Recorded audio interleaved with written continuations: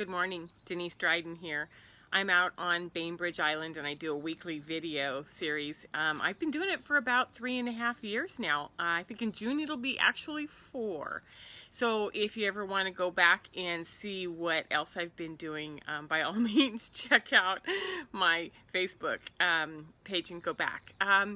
Today I want to talk about the feels. It just keeps coming up, so it's time to talk about it. And there's a couple of things I noticed that brought on this topic. It's kind of intense out there right now. It's edgy, it's overwhelming. The media is sort of like putting stuff on us constantly. And it's been like that for a few years now. This isn't recent. This isn't like just this week with the Notre Dame fire or just in the last couple of months. This is over and over again intense, and it's been getting intense for years. The other thing is that as the intensity goes up, the old ways aren't working anymore. The old ways aren't working. The way that we did jobs, the way that we did relationships, the way that our kids went to school, the way we did life. That doing side of us is not satiated. It's not happy. It's restless. It's agitated. It's anxious. And there's like this ongoing series of complications that keep coming up that are making it a little bit more difficult to just relax or totally need to shut down and chill so that you can turn it off. Last thing is that there's this I can't care concept. It's like too big. I can't do it. I experienced this. I came up with the can't care concept last weekend when I went to Target, and I walked in and I've never seen a store. I'm a big Target fan, right? I've never seen a store look like this. Half of the stuff was off the shelves. It was gone. Down the middle of the aisles and like through the whole one whole patio section was nothing but boxes up past me, so you couldn't even walk in there. There was stuff all over the floor, and the staff, and there was no staff. And I said, like, where is everybody? And they're like, oh, we're just really short-handed today. And I thought, and they looked at them and they were just like, I can't care. I can't care if you're unhappy or if you're happy or anything. And I noticed that can't care, and I started to watch it over and over and over again in the service industry with those that are on the front line dealing with this intensity, the reaction of their clientele and the intensity, and the fact that they just can't care. So I believe that what's happening is that we're transitioning to a lot of levels at once. And so there's sort of like this, what I mean levels, what I want to say is that we're moving from a complicated culture where we put things in a linear fashion and we manage them and they sped up and we did a better job of managing and we became like uber multitaskers, right? The baby boomers, Generation Xers, we are so good at multitasking, and kind of that's our pride. And we're shifting into a complex culture, and complex is not linear. You can't put your ducks in a row.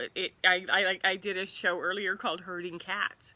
It's sort of like they're all over the place, and so I brought a bubble map, which is a way that I gather information. When things are going on, I put them this way, because it's possible that this and this and this are all interrelated, and I need to be able to find the relationship between them. Not how to line them up and make them perform well, but what's the relationship between them and how's it impacting me? I watched a video, a TEDx video with Mary Donahue, and it was called How to Get Along with Boomers, Generation X, and Millennials in the Workplace. Because I've been doing a lot of research on Gen Xers and Millennials, and I learned some interesting things that I wanted to pass along to you, because we're getting to the feels. Believe me, we are. We're just going to do a little pathway to get there first, okay? So baby boomers are builders. They are organizers. They love language, written word, spoken word. You know, this is when the Jane Austen stuff went through all the movies, and we were just like, that's perfect. All the PBS intricacies are fed by the baby boomers. You know, it's mind leadership, it's words, it's systems, and it feels good to hear things, and it feels good to know things. Like right up here, I know that. I'm a collector of data. I have facts and organizational skills at my fingertips. Gen Xers are doers. They are visually oriented. So they put images together to create systems. They use a lot of technology. And as Mary Tani pointed out, they're the PowerPoint people. They're the ones who put lists on the refrigerator. They color code them. They like visual systems. They like vision boards. They want to feel good when they see something, right? So they trust what they see. Oh, I like that. When I put it together, it feels good. So they're visually influenced, which makes sense now because now we have an entire media, whether it's social media, commercials on television, or the shows that we watch that are so overly visually stimulated just to keep the attention. So millennials are adapters. They're developers. They're holders, they're improvers, they're blenders. And so, this innovative part of them is like, this doesn't feel good, so I have to adapt it so it fits and it makes me feel better. So they like details and structure, but not in a traditional way. They're gonna take those details and structures, and then they're gonna play with them, and then they're gonna come up with their own version of it, and it's gonna be brilliant because they're really smart. And because they're vibrational, because they know what sort of feels good for them, they trust what they feel. They trust their friends. They trust the parents that take care of them. They trust systems that work for them, but they don't trust a lot else. So they adapt to what feels good around them. So they are resonance, influencers. When something feels good in work, they stay. When it doesn't feel, they leave. So when we take this progression of skills and we go through sort of the elders or the adults, the midlife established, those of you who are in the stages of parenting, or the younger adulting, sort of growing up, deciding on marriage, children, careers, where to locate and settle, what we're seeing is a blending of these together where we know things, we see things to inform, and we trust how they feel. Or at least we should be trusting how they feel. But the bottom line is that we're living in an era of feelings. We're living in the era where resonance, vibration, and feelings are really the commodity. And we have to know that we trust them, and we have to know if they line up with us, and we have to know if they're in resonance with us. So we don't have a lot of proficiency at feeling how we feel. We don't, especially those of us who are older. We can mentally process with the things with words and describe how we feel, right? I think it's this. We can make vision boards and collages that reflect how we feel. When I look at that, I know that that's what brings me joy, or I know that that's what I want.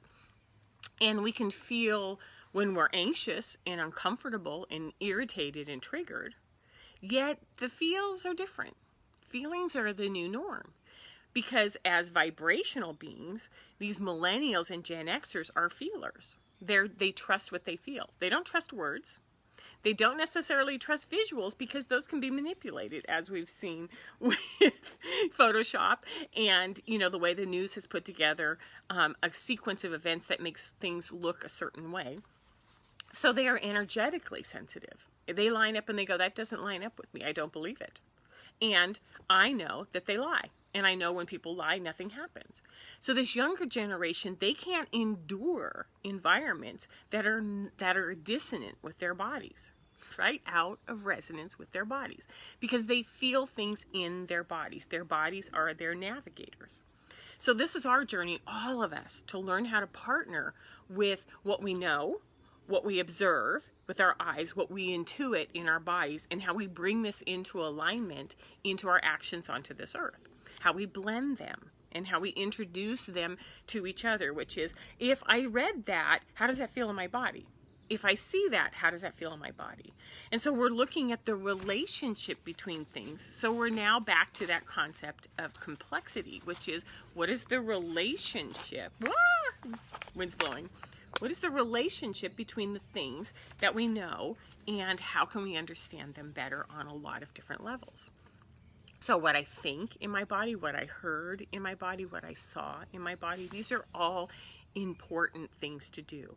Because for decades, what we've been doing as a culture is we feel something and we either exercise it, eat it, shop, numb it out, we work it out, we pray it out. This hasn't worked. And so let's try something different, because our kids, our younger generations, are leading us in this, and it's time to follow them. So emotions, our emotions are energy in motion.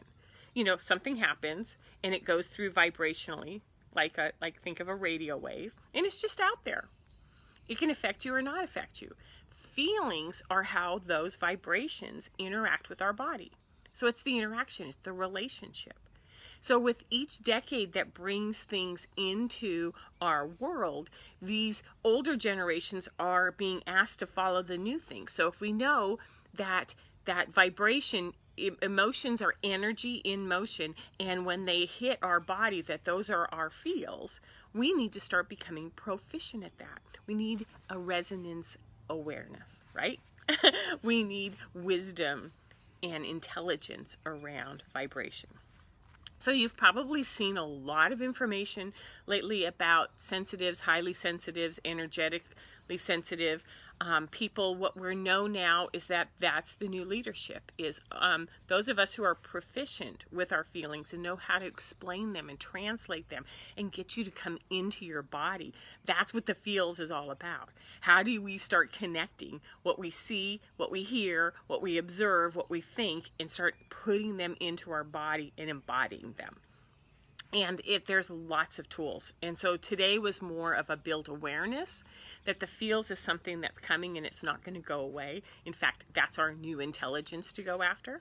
So if you want some tools, you can go back and look at the 150 plus videos I have, because there's various tools of how to use your body as a pendulum, how to understand when energy is interacting with you. So by all means, go look at those. Or if you want some more information, you can always call me. You can find me on DeniseDrydenCoaching.com. It's got a nice visual site. It's got some good words that will stimulate you. And it has a feeling, a vibration to it. Because that's what I'm working on, is how to blend. So have a fabulous Sunday. Have a wonderful spring. I believe today is Easter. So get out there and enjoy however you celebrate that. And take care of yourself. Bye-bye.